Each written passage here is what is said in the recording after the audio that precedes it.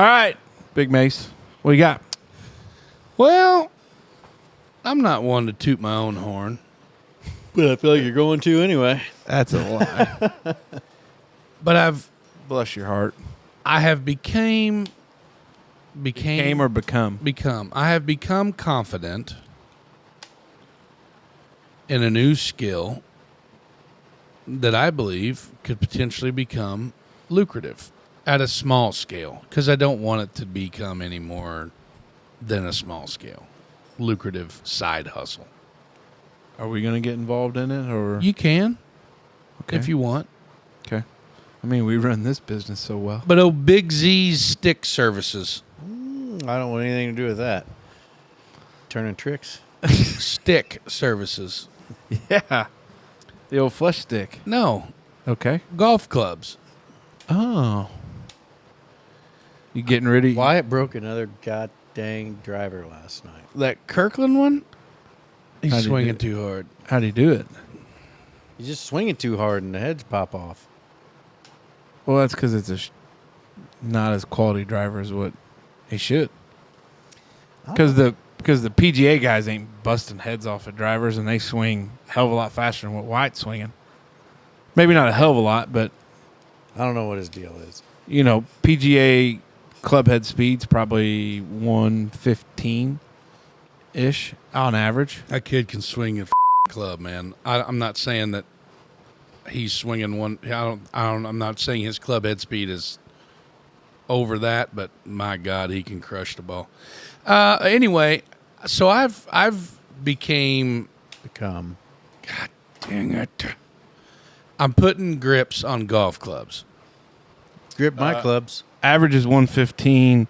Bryson DeChambeau has recorded speeds exceeding 138 miles an hour. Right.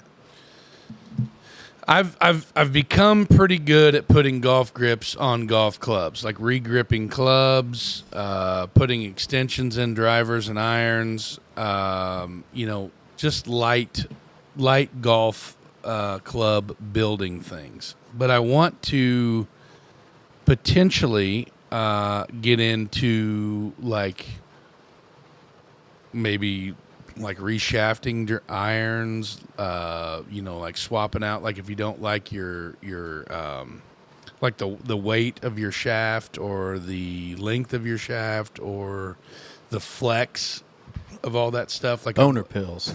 I'm really honestly looking into, like, I got some tools queued up in a couple of different like club building websites and stuff like that. Been looking into. I got a very, very, very raw and basic setup now, and I've done 1, 2, 3. I've done about 4 complete sets of irons. Regripping and, and stuff like that, a couple putters and shit like that. But I enjoy it. I think it's neat. I like the idea of doing it. And I think there's enough, local golfers around here that I might be able to make a little bit of beer money on the side if I wanted to. But I actually did a set today for a friend of mine. They were a really nice set of Titleist T200 irons. Mm-hmm. And I got into this particular grip was a Golf Pride MCC4 in a mid-sized girth on the grip, and I ended up buying a bulk roll of grip tape. I got my solvents, I got my knives, I got everything that I need to do it, and I literally did a full set in like 35 minutes. I'm getting pretty efficient at it, pretty good at it, and I just wanted to, extend that out there and let anybody know that if they wanted to hit me up, I'm ready. So you're using our podcast to launch your side hustle? Yeah, Big Z's Stick Services. Now, I don't know if the mathematics or the science that goes into this part, but if you could figure out how to size a person for clubs or size clubs for people, however that's what it is. If you could figure out how to do that, because I'm sure there's just measurements for that, there you might be able to get you some folks. Now, is that more of a mathematical thing or is that more of a feel thing? It's totally No, a feel the thing, guys. right? So I've not been fitted for irons, but I've been fit for my driver, and basically how the process works and worked there was, first off, you figure out what kind of shaft stiffness you need, whether it's a stiff. Is that off club speed? Yeah, and there's also, Range of if you look motion. at some of these launch monitors, so the old driver I had before I got my Titleist driver, like it had like a double. It's kind of, you would love it because it's a kind of a process in the swing where your club is only supposed to have like one peak. And so with my driver, I would have two because of the flex of the shaft. It was a regular flex shaft, and so when you swing, and especially like on the backswing, you would see like a double.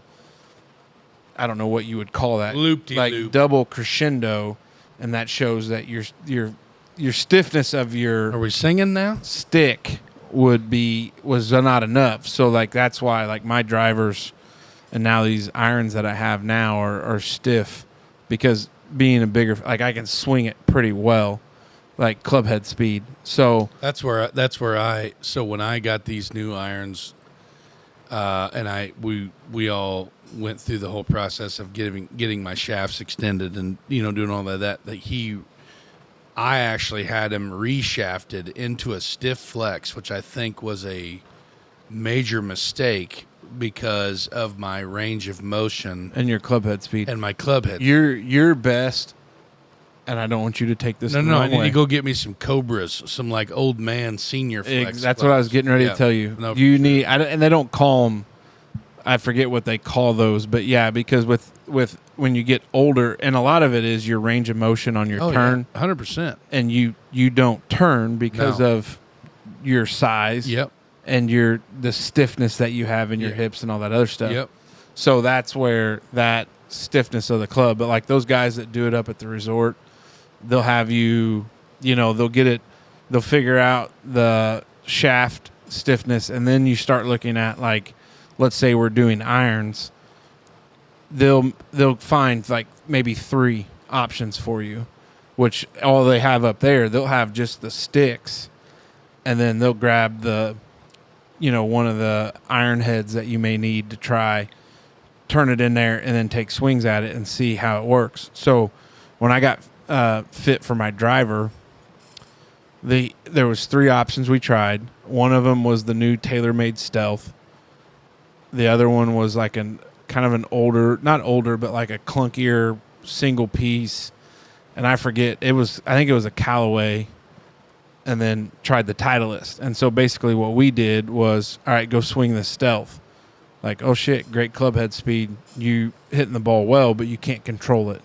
So then it kind of comes down to that. So then when we tried the other one, it didn't have the distance, but I had a smaller spray chart to where, like, it's a great fairway finder, but you're not, like, you no distance. But then this Titleist was the happy medium of the distance and the spray, the accuracy part. So it's kind of it's not an exact science, but it's a process of elimination. So you'd have to put you in a nice swing bay. But a lot of these Got a guys, good shot for that. a lot of these I do, guys, yeah. how they do it though, you got to have those options available for, all right, let's try you in this, regular flex, or let's try you in this stiff, or let's try you in the, and Now, that's where it gets tricky. Do you think a guy that is like a 20+ handicap, that's a shitty golfer, that would maybe really nerd out on all this science and really become knowledgeable on like the I guess you would say like the art of club building and everything like that? Do you think so? Like, let's just say you as what are you, like a 16? I don't know. My official handicap, I'm a 20, 21. Okay, so Because I have blow up holes. Like I've not. right. So let's just say like a scratch guy. No, he's not going to come to you. Right. Teddy Hoops is not going to come to you for a club fitting. Right. But it depends on the market you're looking at. Like if you're looking at, Dave, don't take this the wrong way, but you're the leisure golfer that plays in scrambles and you'll go play certain events. You're not necessarily playing in money games or, a lot. that's your customer base. But because of the popularity of golf, the guys that are the Teddy Hoops of the world, our buddy Derek Bowling, fan of the show, like those guys are a smaller number than what would be, your golfers like Dave. Like, so, I mean, I think there's a market for it. And me. Yeah, and you. But I think I've always lived by this expression too. Those that can't do teach. And so you're not That's what I'm necessarily saying. teaching, That's what I'm saying though. Like if a guy like me would become versed enough to build a quality club, and you get all the science, and you get the TrackMan and the whatever you need to do all which this. a good one's going to run you anywhere from $3,000 to $5,000. Right. So you get all that stuff. Not being a good golfer is not going to hurt you as long as your book a bit. Like, let's say Teddy comes to you and says, "Hey, I'm willing to help you if you do it for free," for instance. And then, because Teddy knows a lot of people in the golfing world, right, to where like, "Hey, got a guy, he does a great job. He's just getting started out in it." Like that, it's just like any business you start. It's just like when we started this show, we did a freaking episode and we were like, nobody's going to watch this. And then all of a sudden you're like, holy shit, people are.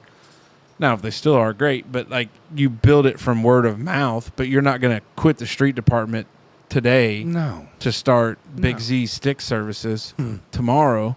Catchy. Can't wait to see it on a t-shirt. Yeah, no, I just... But I really, yeah. if you have like a spare 30 minutes to do clubs, I've got some postings and some other stuff you could take over from the podcast if you want, It's fine if you with got me. time. But I think you would do great at it, and I think there would be a market for it. I think you would have to be able to prove your knowledge and ability. But like if you were going to start just like doing grips, like the biggest thing about grips is making sure it's on square. Yeah. And that's the biggest thing with grips. But the thing with like building clubs out, you're going to have a connection to like golf suppliers to have that readily available to do. Yeah. Unless you develop a relationship. There's tons of those on the old. Well, and you can, but that's the thing. You're going to have a little bit of a bay if people are going to size clubs and do that stuff with you to where, because you got to make an instant, you can't wait 3 weeks to bring in these 2 weeks. Maybe I'll just stick to doing grips. No, I want you to grow it as much as you want to, but I'm just saying that there's, like, that's why the club fitting situation, like they do it at the resort, they do a wonderful job. And I tell anybody, like, if you're serious about golf and you're going to spend the $1,000+ to buy a new set of irons, go see the guys that know how to do it. But if you got somebody that's coming in, like let's say those irons I gave Dave, and it depends what kind of irons they are, because some of those you can't detach them. They're one piece. But Dave says, hey, I went and did some lessons, and he said I should get these reshafted. Like, that's your ideal situation, because then Dave comes to you and says, yeah, my swing guy said I need, stiff shafts. Then you go order stiff shafts because there's a universal length to them. Right. Unless somebody's overly tall or short, you don't have a ton of effect on it. Right. I don't know. I like it. You got to have you need to have a hobby. Short topic. I mean, I've got tons of them. Yeah, but Tons of hobbies. It's perfect for you in the winter months. Yeah. Just because when guys aren't playing and they need new grips, then that's what they would come do. And then you can just get the rest of the simulator with your TrackMan, and we can just come golf in the shop when you're not. Instead of the winter BB gun league that we didn't do. That never did it. Dang it. Yeah, that was a golden opportunity. It would have been really fun. But I got to call Velp and Disposal and really do some purging if we're going to do any kind of TrackMan or BB gun league. Yeah, sure. You're going to have to get rid of some of that stuff in the far bay over there. Yeah. But it's like there was a company in Jasper that they did this stuff for a long time. Nick Sticks. Yeah. I don't know if they're around anymore. Not sure. But, they did that stuff. And, the thing of it is you could find the right price point and the right golfer to where, you could do it, with no problem. And then those guys. Like per the internet, like I Googled it today, and like per the internet to like just strictly to regrip a complete set of golf clubs is anywhere from $100 to $150. Now, does that include buying the grips? No, that's just the labor of doing it. And I thought, my God, that's pretty quick turnaround. You know what I mean? Well, and the big thing, what you do is you start spreading the awareness that you're not changing out your grips enough, because a lot of people probably don't. Like, mine are getting close. But a guy like Teddy Hoops, he may regrip his yearly. You know, there's some guys that play a lot of golf. They buy new wedges every year because the face gets, you know, I don't know what the lines. Grooves. The grooves, that's what I was looking for, get worn down to the point where they can't spin it or have that feel. No spin on the ball anymore. I think it's a great idea. I don't know. I've done, like I said, I've done like 4 complete sets, 2 putters. Are you happy with yours, Dave? Go ahead and give a testimonial here. Yeah. You could. Great job on my irons that you gave me. Yeah, I regripped those. They needed a regrip. I regripped, like I said, the set that I did for the Warden. I got hers all regripped, and she really enjoys those. What kind of grip girth did you put on there? You didn't want her getting any ideas, right? No, it was just standard. And then the ones I did today were those TC4s that's a mid-size grip, so it was just a single layer tape.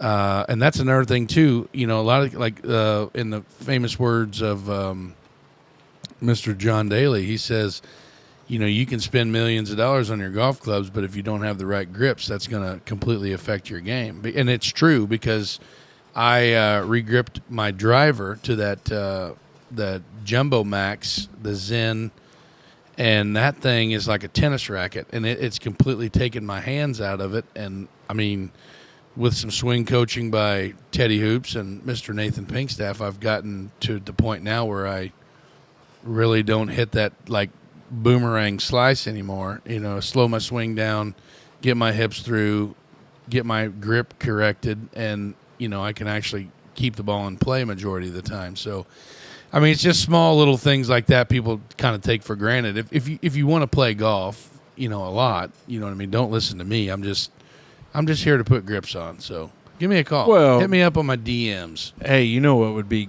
Facebook good? and Instagram. You know, the youth golf game world is growing big. Yeah. And a lot of people, they buy these sets right off the... Yeah. If you buy a set of clubs and you get measured and figure out what you need, I can cut them down, regrip them, and have them ready to go. This segment brought to you by Big Z Stick Services. Amen. There we go.